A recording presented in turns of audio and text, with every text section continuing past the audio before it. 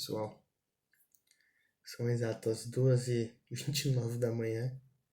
Acabei de jogar com o Matheus e com o Milk. Eu estou muito feliz. Porque nós perdemos, mas nós jogamos uma das melhores partidas de todas. Eu vim aqui com um negócio, falar com vocês que eu tava pensando, mas o Espírito Santo trocou. Talvez seja o vídeo mais curto no qual a gente vai conversar, mas com a mensagem mais complicada de ser entendida. É o seguinte. Tempo atrás, eu era líder jovem na comunidade do IES. A comunidade do IES, era uma igreja que tinha dentro do NASP para as pessoas que eram do colegial, para os adolescentes e jovens que eram do colegial, tá? Então, do primeiro ao terceiro ano, se você era um membro da escola, do colégio do NASP, você era convidado a participar da comunidade IES aos sábados e também durante a semana. E eu tinha muita proximidade com o pastor da época, com os pastores da época, porque era um líder jovem, e etc. E, enfim, eu saía às vezes para conversar com um dos pastores lá. E aí, conversando com um dos pastores, confrontando ele sobre alguns aspectos, ele me disse algo que eu não vou esquecer nunca, acho que nem ele lembra mais, mas para mim foi importante na época. Ele disse assim: Matheus, eu não me importo se o adolescente, desculpa, se o jovem que está entrando na minha igreja, ele faz sexo ou não com a namorada dele. Porque eu nem sei se ele entende que existe um Deus que ama ele. Então, antes de eu ir nele e falar para ele que ele não deve fazer sexo com a namorada, antes disso, eu tenho que falar para ele que tem um Deus que ama ele. Então, não me interessa se ele faz sexo ou não com a namorada. Aquilo me pegou, cara. Ele me falou, eu fiquei olhando pra ele. Falei, como não? Putz, faz sentido. Eu era líder jovem na época e alguns jovens vinham, falavam, cara, aí minha namorada, pai, eu sempre orientava, cara, presta atenção, olha o que você tá fazendo com a tua vida, vai dar merda isso. Isso, pá, pegava a Bíblia, a gente trocava uma ideia e quando ele me falou isso, eu fiquei olhando pra ele. Eu fiquei refletindo. Fiquei refletindo.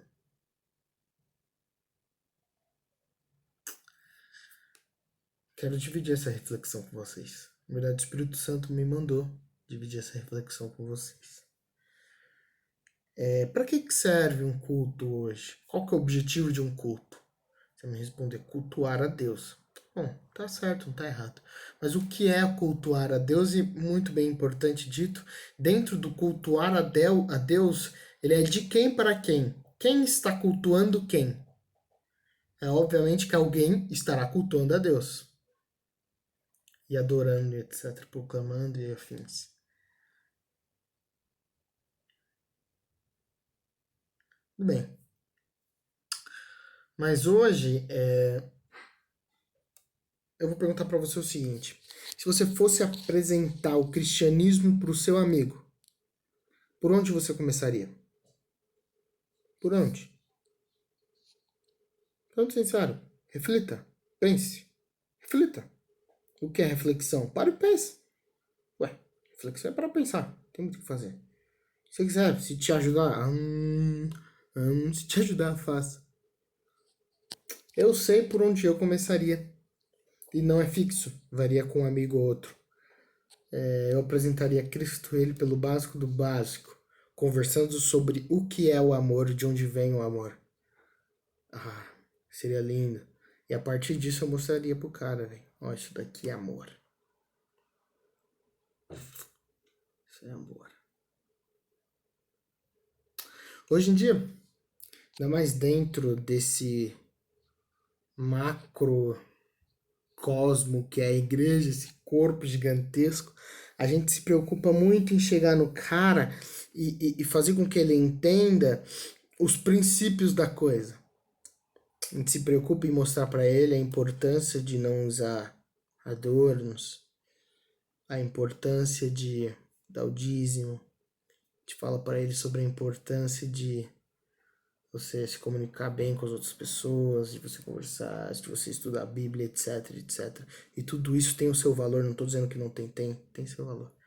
A gente explica o princípio de não fazer sexo antes do casamento, a gente explica todos esses princípios para que a pessoa tenha uma base sólida, para que ela consiga ter um relacionamento melhor com o Espírito Santo. Mas quando os princípios ficam na frente do próprio Espírito, como é que a gente trabalha?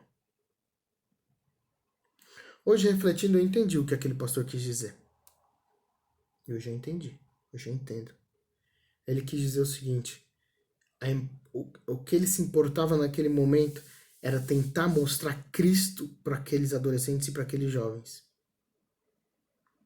Depois que o jovem era inserido na comunidade, depois que o jovem se batizava, e também através do estudo bíblico antes de se batizar, aí sim, ele seria os assuntos. Mas antes disso, não cabe. Cabe. O princípio tem que ser a consequência. O cara entrou no cristianismo, o princípio tem que ver sozinho. Sozinho. Alguns amigos me perguntam: Matheus, por que você não bebe? Por que você não usa drogas, etc? Por que você não fuma? E por muito tempo a minha resposta era padrão. Não, minha igreja, né, pai, isso. Hoje em dia minha resposta melhorou muito, porque eu estudei muito e conversei muito com o Espírito Santo. É simples, minha resposta é simples. Bebendo e usando drogas, etc., eu posso atrapalhar minha comunicação com Deus, com o Espírito Santo. Certo, falando sério. Bebendo e usando drogas, dentro da minha reflexão, eu vou atrapalhar a oportunidade do Espírito Santo falar comigo. E eu não quero isso. Eu quero que toda oportunidade que eu possa ter do Espírito Santo falar comigo, eu quero estar o mais lúcido possível. Porque eu posso tomar a melhor decisão possível. Então por isso que eu não bebo. Não uso drogas nem nada. Por isso. Simples. Simples. Agora, isso é uma consequência de eu ter aceitado Cristo. Entende? Você não pode chegar com um princípio na cara da pessoa. Você tem que chegar com Cristo. Depois de Cristo, você parte para o princípio.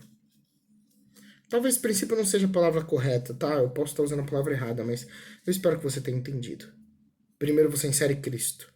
As outras coisas são consequências de Cristo. O foco é Ele, não as outras coisas. Vou fazer uma pergunta.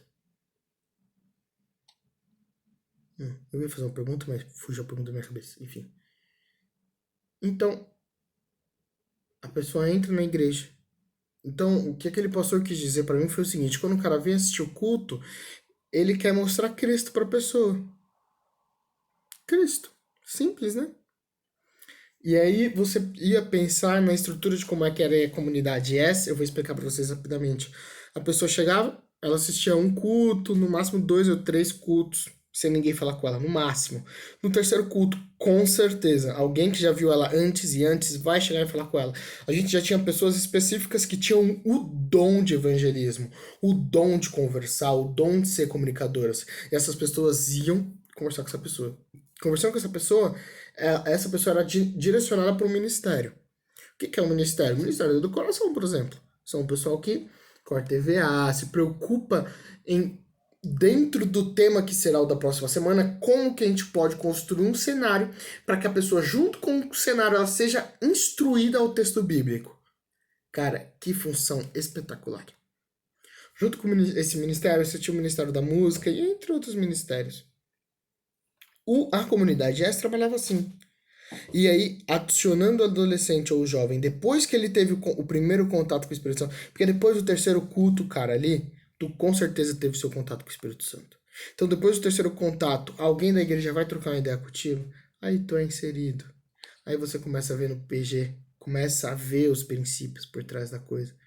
Começa a se perguntar por que, que as coisas acontecem do jeito que acontecem. É isso.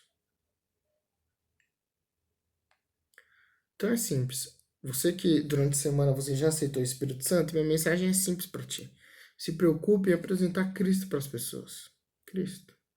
Ontem eu falei sobre os princípios da fé. Princípios da fé não, qual que é o nome? É testemunhos da fé. Esqueci, alguma coisa da fé que as pessoas têm. Agora, com aqueles que não têm nada, se preocupe em mostrar o puro cristianismo. Puro cristianismo, só. Não se preocupe se a pessoa faz sexo ou não com a namorada. Isso é o segundo passo, não o primeiro. O primeiro é a salvação dela. É isso que importa. Isso que é o amar ao próximo. Eu me preocupo tanto com o meu próximo que eu me preocupo com a salvação dele também. E eu faço de tudo, cara, pra ele ir pro céu. Esse é o texto de hoje, de novo. Não era o que eu tinha preparado para vocês, mas o Espírito Santo que manda. Não sou eu, é o Pai. Faça a tua oração com ele, tá? Deu uma travada. Faça a sua oração com ele e amanhã a gente vai falar sobre superpoderes. Até mais.